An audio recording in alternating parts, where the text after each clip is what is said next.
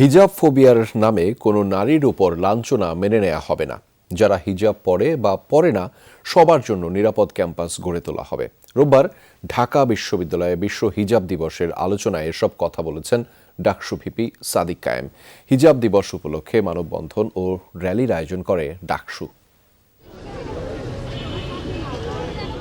ঢাকা বিশ্ববিদ্যালয়ের ভিসি চত্বর রোববার দুপুরে বিশ্ব হিজাব দিবস উপলক্ষে মানববন্ধন করেন শিক্ষার্থীরা। আয়োজন করে ঢাকা বিশ্ববিদ্যালয় কেন্দ্রীয় ছাত্র সংসদ ডাকসু। পরে একটি র্যালি বের হয়। এতে হিজাবের পক্ষে নানা প্লাকার্ড দেখা যায়। ভিসি চত্বর থেকে রাজু ভাস্কর্যের সামনে গিয়ে শেষ হয় এই র্যালি। এই হিজাবি নারী যারা আছে তাদেরকে যেন পর্যাপ্ত সুযোগ দেওয়া হয়, তারা যেন তাদের যোগ্যতার বিকাশ করতে পারে। হিজাবকে কেন আমরা কর্নার করে দিব? কেন হিজাবটা পোশাকের স্বাধীনতার মধ্যে পড়বে না?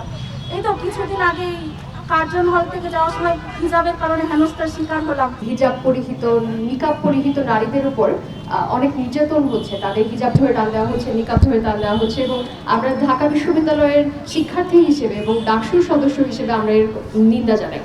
র্যালি শেষে টিএসসি অডিটোরিয়ামে সেমিনারে অংশ নেন শিক্ষার্থীরা। প্রধান অতিথির বক্তব্যে ডাকসু ভিপি বলেন, 5 আগস্টের আগে ঢাকা বিশ্ববিদ্যালয় ক্যাম্পাসে হিজাব পরার কারণে অনেক নারীকে নিপীড়নের শিকার হতে হয়েছে।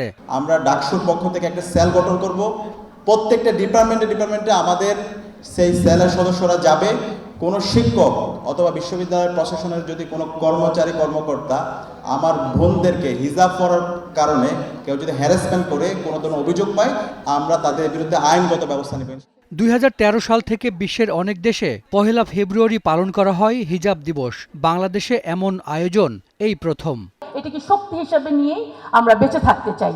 হাসান মিসবাহ, যমুনা নিউজ, ঢাকা। কি বুকে বাংলাদেশ আর হাতে বিদেশি? এই যে হোয়াইট প্লাস প্রো সেনসিটিভ স্কয়ারের